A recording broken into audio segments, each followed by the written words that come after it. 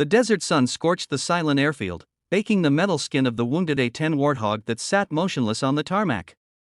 The engines were dead, the control systems unresponsive, and the crew of young airmen stared helplessly at the stubborn beast that had once roared through battlefields. The A-10 wasn't just a plane, it was a legend, a flying tank that had saved countless lives. But now, for the first time, it was silent. Sergeant Jake Miller slammed his wrench onto the ground, frustration echoing through the hangar. "We've checked everything: fuel lines, ignition, ECU, flight control, she's just not responding," he barked, sweat dripping down his neck. The other mechanics exchanged nervous glances. The Warthog had gone down during a live exercise due to a sudden systems failure, and the brass was demanding it be airborne again before sunset. But no one could explain what was wrong. Lieutenant Harper, the team's lead engineer, rubbed his temples. "We've replaced every circuit board, recalibrated the controls, even swapped out the starter generator. Nothing. It's like she's refusing to wake up." General Donovan, a battle-hardened officer with a cold, commanding stare, walked in just then. The entire hangar fell silent. He'd been in the Air Force for over 3 decades and had seen everything, from the chaos of the Gulf War to covert rescue missions in Afghanistan. But even he looked unsettled as he eyed the lifeless jet. "How bad?" the general asked in his deep voice. "Sir, we've done all we can," Harper replied carefully. "The systems are dead. It's like the bird doesn't want to fly anymore." The general studied the young faces around him. They were all brilliant, capable, and full of energy, but none of them had the kind of connection old pilots once had with these machines. There was something missing, something human. After a long silence, the general took out his phone, scrolled through his contacts, and said quietly, "There's one man who might know what to do." The hangar crew exchanged puzzled looks. "Who, sir?" The general looked up, his eyes narrowing. "Colonel Jack Reynolds. Call sign, Ghost Hawk." Everyone froze. Even the name carried a weight of legend.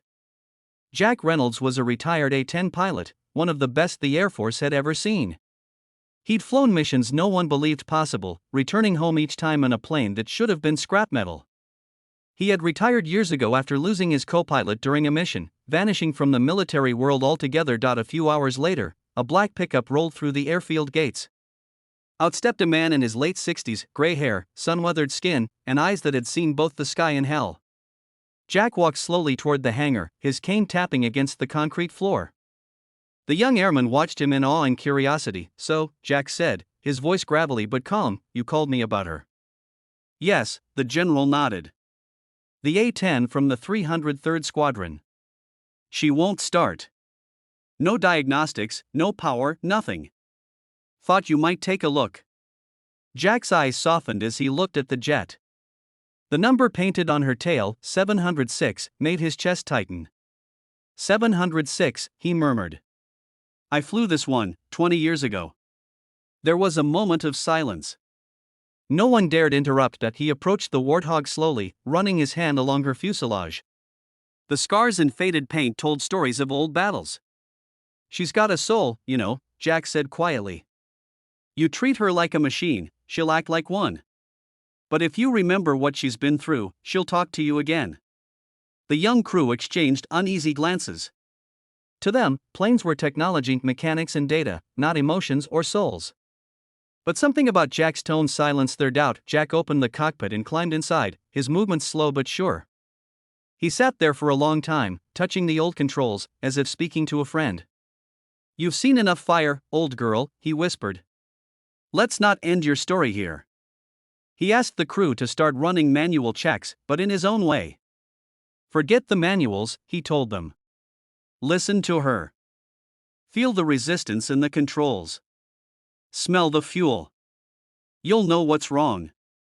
At first, the younger mechanics thought he was joking, but soon they followed his lead. Hours passed as they worked under Jack's guidance, stripping the layers of technology back to raw intuition. Finally, Jack found something the computers had missed, a burnt-out relay deep inside the wiring harness, something no diagnostic could detect because it was hidden beneath outdated modifications. "She's been patched and repatched so many times, you forgot how she was born," he muttered. "Sometimes you have to go back to the beginning." They replaced the relay. Jack climbed back into the cockpit, took a deep breath, and motioned for the ground crew to clear the area. He placed his hand on the throttle and whispered, "Come on, girl. One more time." The switch flipped. The engine coughed once, twice, and then roar, the sound shook the hangar walls. The A-10 came alive, its engine spinning, turbines glowing, as if reborn from the ashes. The airmen cheered, some raising their fists, others wiping tears from their eyes. The general watched silently, a rare smile breaking across his face. "Welcome back, Ghost Hawk," he said softly as Jack climbed down, his eyes reflecting both exhaustion and pride. "She just needed someone to remember her story," he said. "Machines break. But legends? They just wait for someone to believe in them again." As the sun dipped below the horizon, the A-10 taxied out of the hangar for a test flight. The crew stood in silence as it lifted gracefully into the orange sky, a silhouette of resilience and history. The general turned to his young crew. "You see that," he said.